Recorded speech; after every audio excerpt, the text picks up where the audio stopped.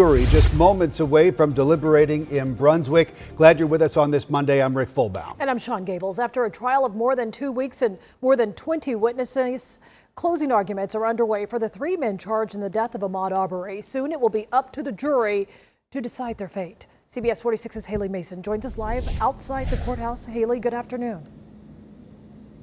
Good afternoon, Sean. Right now, we are on the last closing from the defense attorneys, and then the state will get back up and finish its last 2 hours of closing arguments. It's been a long day, and the jurors have been taking quite a bit of notes. Let's take a look inside the courtroom. Lead prosecutor Linda Donikoski is closing for the state. She started this morning and will return this afternoon. She said the defendants do not have legal grounds for their self-defense claims or their citizens arrest claims since they had no knowledge of a crime being committed. Attorney Jason Sheffield closed next for Travis McMichael, leaning heavily on McMichael's former job with the Coast Guard. Sheffield saying that Travis had been trained on duty and responsibility. Now Kevin Goff closing last right now, saying that his client William Bryant isn't good with words and that he says things out of context. Also, he said Brian's memories of the shooting aren't clear. But before that, Laura Hogue told the jury that Ahmaud Arbery was likely committing a burglary, saying it's unreasonable for anyone to believe he was just a, quote, looky-loo.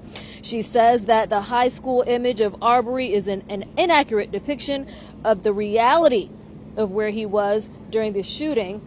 She describes him and speaks about his mother's love for him, which ended up sending Miss Wanda Cooper-Jones out of the courtroom. And I could tell he was going to attack me. Is that reasonable? Who brought the shotgun to the party? Who took the shotgun out of the car? You can't create the situation and then go, I was defending myself.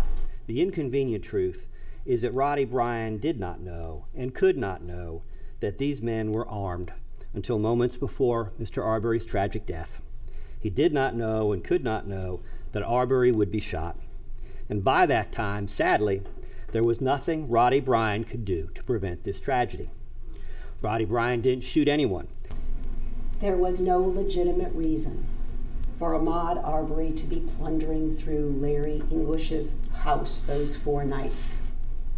Turning Ahmaud Arbery into a victim after the choices that he made does not reflect the reality of what brought Ahmaud Arbery to Satilla Shores in his khaki shorts with no socks to cover his long, dirty toenails.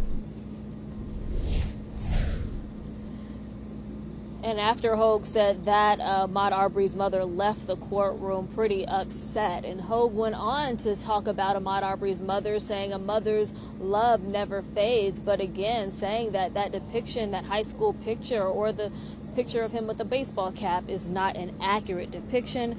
We'll have more on what the defense attorneys and the state have to say in closing next hour. Reporting live outside the Glenn County Courthouse, Haley Mason, CBS 46 News. Haley, thank you. And stay with CBS 46 as we continue to follow this trial. When the jury reaches a verdict, we'll bring you the decision live right here on air and on our CBS 46 streaming app.